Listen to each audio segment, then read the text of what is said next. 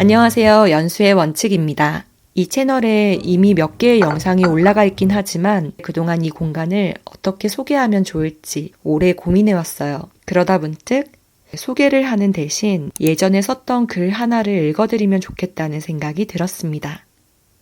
오늘은 한 편의 글을 통해 제가 오래 품어왔던 말을 이 채널의 시작으로 꺼내보려고 해요. 2021년 8월 30의 출발선에서 제 20대를 다시 읽으며 쓴 글입니다. 지금의 저와는 조금 다른 생각도 담겨 있지만 저 역시 길을 잃었다고 느낄 때마다 꺼내 읽게 되는 글이기도 합니다. 삶을 선택할 때 어떤 기준을 붙잡고 싶었는지 그 시작이 가장 솔직하게 담겨 있거든요. 그 질문은 지금까지도 제가 흔들릴 때마다 다시 돌아오게 되는 기준이 되었고, 저는 그걸 저의 원칙, 어린아이의 삶이라고 이름 붙였어요. 이 채널이 어떤 공간이 될지 천천히 보여드리려고 합니다. 부담되지 않게 몇 편으로 나누어 이어갈게요. 편안하게 들어주시면 좋겠습니다. 30대에 들어서며 나는 다시 방향을 잡아야 했다. 그때 우연히 잡스의 연설을 보게 되었다. 리드 칼리지에 입학한 지 6개월 만에 중퇴한 그 당시 잡스는 자신이 진정으로 원하는 것이 무엇인지 알지 못했고 비싼 학비를 감당할 만큼의 가치를 느끼지 못했다고 한다. 그래서 그만두기로 결심했다. 그 결정이 무척 무서웠단다. 이때 잡스는 어떤 선택을 했을까? 큰 꿈부터 설계했을까? 아님 돈부터 벌었을까? 아니다. 백수가 된 잡스. 중퇴한 그 순간부터 자신에게 가장 재밌어 보이는 수업들만 몰래 듣기 시작했다. 그중 하나가 서체 수업이었다. 훗날 그는 그 경험을 맥에 담아 아름다운 글씨체를 가진 최초의 컴퓨터를 만들어냈다. 잡스의 말이 인상적이다. 하지만 이런 모든 것들이 도대체 제 인생에 어떤 실질적인 도움을 주게 될지는 전혀 몰랐습니다. 그러나 10년이 지난 지금 뒤돌아보면 아주 분명하게 보입니다. 그러니 여러분은 지금의 순간들이 언젠가는 어떻게든 연결된다는 것을 믿어야 합니다. 나는 그 말을 아주 제대로 믿어버렸다. 그리고 나도 백수가 되었다. 2021년 2월쯤이었다. 같은 메시지를 건네는 또 한 분을 만나게 되었다. 나는 그를 마음속으로 나의 귀한 분이라고 불렀다. 클럽하우스에서 만난 나의 어른. 그 무렵 나는 34세의 인생에서 가장 큰 전환점을 맞이하고 있었다. 그는 뉴욕에서 회계사로 일하다 2000년 밀레니엄 붐이 일던 시절 홍콩의 인터넷 스타트업에 투자하는 회사로 옮기게 되었다. 하지만 인터넷 버블이 꺼지며 그 회사는 1년 만에 문을 닫았고 그때 그는 모든 커리어가 끝난 줄 알았다며 이야기 보따리를 풀어주셨다. 그런데 홍콩에서의 그 경험으로 한국에서 새로운 기회가 생겼고 지금의 자리까지 오게 되었다는 이야기였다. 그가 덤덤하게 던진 한 문장이 내 가슴에 깊게 남았다. 그땐 그럴 줄 몰랐죠. 이후 그는 커리어 속에서 만난 사람들과 제자들이 다시 사회에서 연결되며 새로운 깊고 넓은 관계로 발전해간 이야기들을 들려주었다. 나는 그 이야기를 들으며 잡스와 이 어른을 나란히 떠올렸다. 그리고 비로소 나의 20대를 다르게 해석할 수 있는 하나의 답에 도착했다. 나의 삶. 다양성을 겪어내는 삶이 나의 길이었다면 이번엔 몰입이다. 호기심과 직감으로 저질렀던 선택들.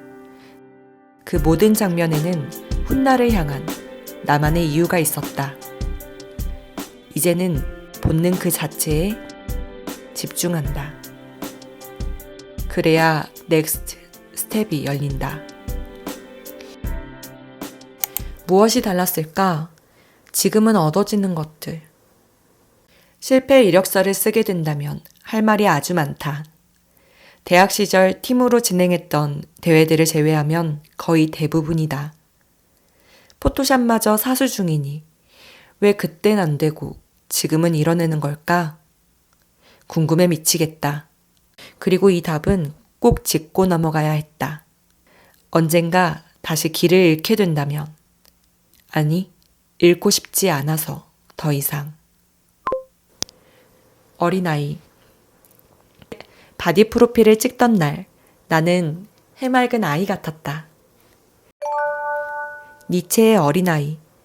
니체는 낙타, 사자, 어린아이로 삶을 비유했다.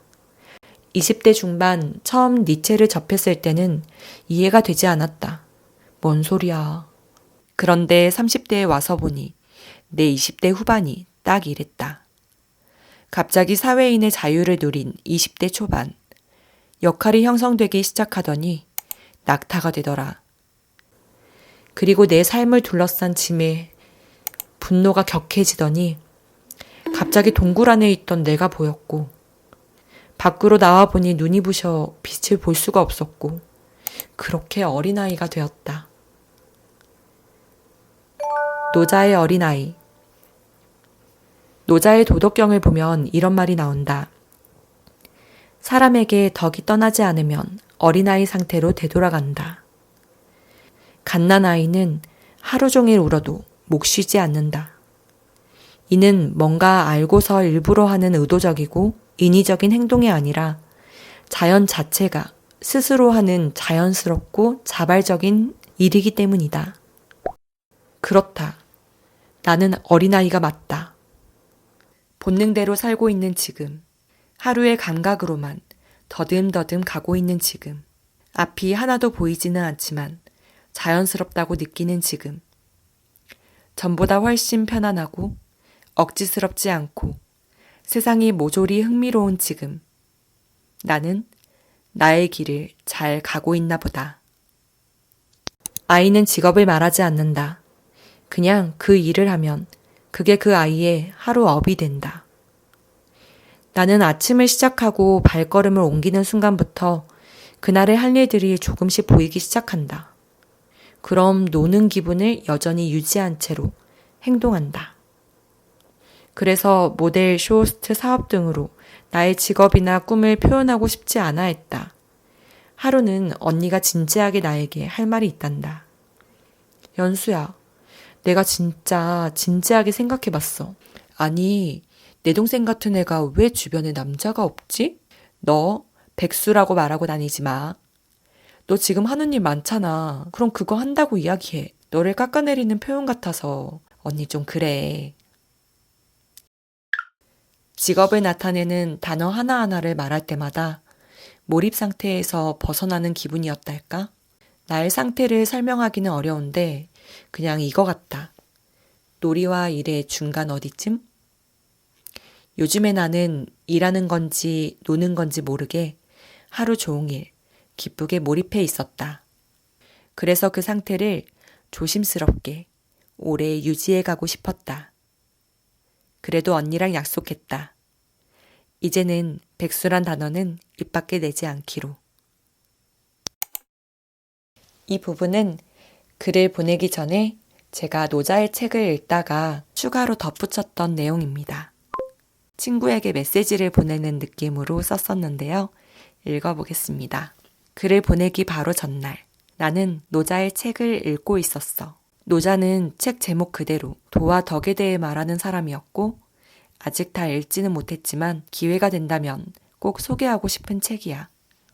노자의 책 48장에는 도의 길은 하루하루 없애가는 것이라는 말이 나와 내가 해석한 노자의 도는 억지스럽지 않게 나의 흐름을 온전히 타고 나답게 흘러가는 거였어. 그러기 위해서는 만들어진 나를 버리고 자연스러운 나를 택해야 하고 나는 그 끝이 어린아이 같은 상태가 아닐까 싶었어. 이 장 뒤에 붙은 해석을 읽다가 요즘 내가 가장 고민하던 직업에 대한 힌트를 발견해서 이렇게 덧붙여 본다. 오강남의 노자 도덕경 48장 중 궁극 실제에 대해서 우리가 지금 가지고 있는 지식이나 정보나 견해는 모두 근본적으로 잘못된 것이다. 궁극실제는 우리의 말이나 생각을 초월하기 때문에 말로 표현되거나 생각을 통해 개념화된 모든 것은 엄격한 의미에서 궁극실제 그 자체와는 무관하다. 그러니 도를 추구하는 길이란 이런 식으로 우리 머리에 들어있는 궁극실제에 대한 개념이나 생각을 하나하나 없애 완전히 제거하게 되었을 때 이런 매개 개념을 통하지 않고 직접 그에 접하는 일이다. 이런 식으로 하나하나 없애서 우리의 이원론적 의식에서 얻어진 모든 생각, 궁극적으로는 이원론적 의식 자체를 완전히 씻어낼 때 진정한 의미의 무지, 무욕, 무의의 경지에 오르게 되고 이렇게 된 상태에서 일을 할 때 이루어지지 않는 것이 하나도 없게 되는 것이다. 뭐야? 정말 나 도 닦는 중이야? 누군가 내게 연수씨, 뭐 하는 사람이에요? 라고 묻는다면 가장 자연인 상태로 개념 없이 일하고 있는 중이에요. 라고 표현해야 하나? 백수, 가진 것 없어 흰 상태, 흔히들 말하는 백수의 의미다. 양면성을 가진 이 한자를 다시 보면 재주가 더 선명해지고 깨끗하게 정리되어 어떤 일을 이루는 수단이 명백해진 상태. 엔잡러의 시대, 나의 백수 생활은 그렇게 마무리되어 가고 있었다. 저는 정성껏 노는 중입니다. 그때와 비교하자면 나는 지금 아주 잘 놀고 있다. 비장함 같은 게 없다. 20대에는 사명감으로 살았다. 내 인생을 하나로 가둬놓으니 일이 꼬이기 시작했다. 나는 외골수적인 면이 있어서 하나를 정하면 다른 놀이는 심하게 부정하는 편이다. 그렇게 살아온 20대, 나는 한국에도 없었고 그 어느 나라에도 존재하지 않는 사람 같았다. 조바심 때문에 공부 또한 집중하지 못했고 10대, 20대 한국 사람들과 공유하는 영역이 거의 없었다. 사람, 사회, 문화, 아무것도. 소속된 사회가 없었다는 게 내겐 큰 충격이었다. 이쯤 나의 놀이도 비슷하게 시작되었다. 아주 잘 놀아보자. 그래야 다시 일할 수 있을 것 같았다.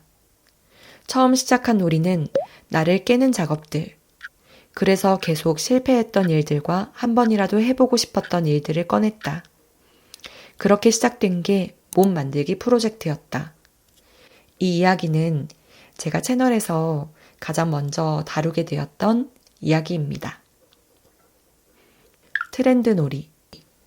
요즘 나는 똑같아지는 게 재밌다. 트렌드를 따르는 일.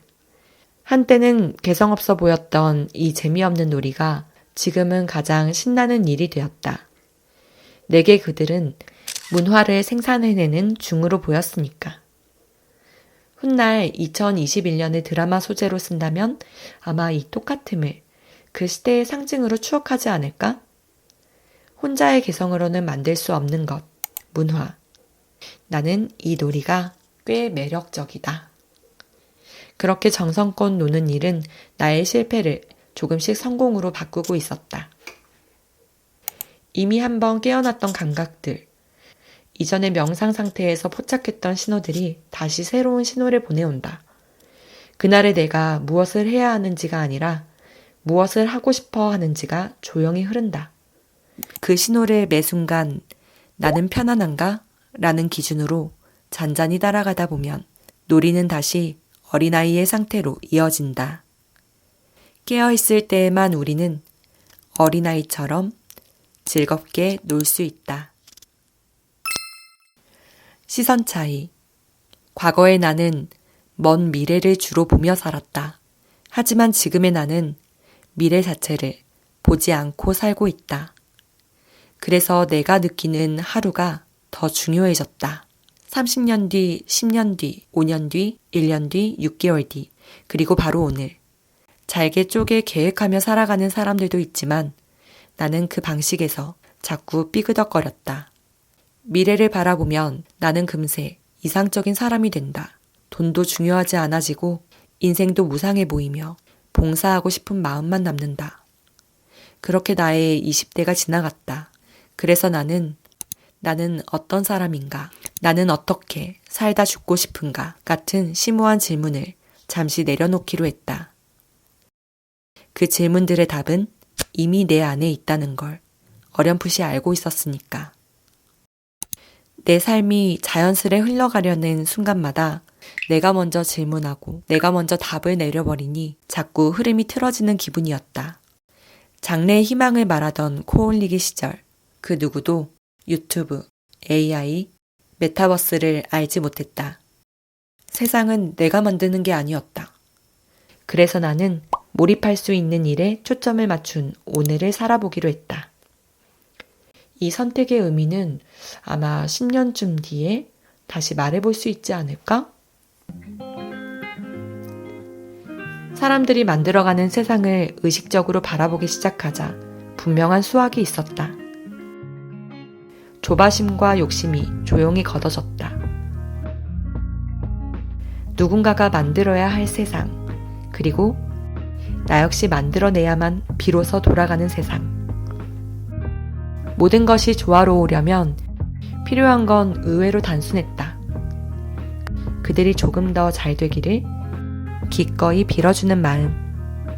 그리고 나에게도 필요한 건 대답을 요구하지 않는 온기 있는 시선이었다. 이렇게 생각하니 너와 나, 그리고 아직 보이지 않는 미래들까지 모든 게 꽤 근사하게 연결될 것 같은 기분이 든다. 우리는 서로가 만들어주는 세상에서 서로의 에너지를 보태간다. 사진 속 글은 제가 당시에 읽고 있던 책에서 인용되었던 부분인데 공감되는 부분이 있어서 같이 소개했던 시입니다. 내가 만약 당신이라면 나무를 구슬리지 않을 것이다. 그렇게 조심스레 키우는 것은 오히려 해가 된다. 끊임없이 파헤침을 멈추고 땅을 쉬게 하라. 물을 주기 전에 마르기를 기다려라. 잎사귀는 스스로 제 길을 찾는다. 잎사귀에게 스스로 햇살을 찾도록 기회를 주라. 성장을 막는 것은 지나친 자극, 지나친 친절. 우리는 사랑하는 것들을 홀로 내버려 두는 법을 배워야 한다.